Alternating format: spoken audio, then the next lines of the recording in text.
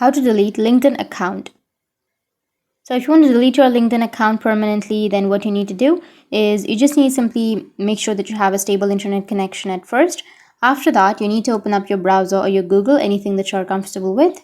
Go with search and search for LinkedIn delete account. After searching that, now if you have the application, then you can just simply go with the application, and under your settings, account management, you'll have close account option.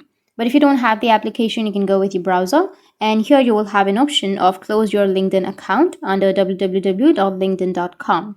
So tap on it and make sure that you've logged in to this page. Make sure that you've logged into your browser and on your LinkedIn. And after logging in here, you will have an option of close account. So you just need simply make sure that you've logged into the correct account.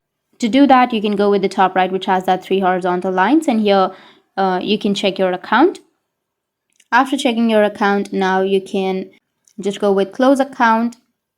Once you tap on close account, now here you need to go with continue, and you will lose all of your connections, messages, endorsements, and recommendations. So if you're sure that you would like to close your account, then you can go with continue, and you will be able to delete your account permanently.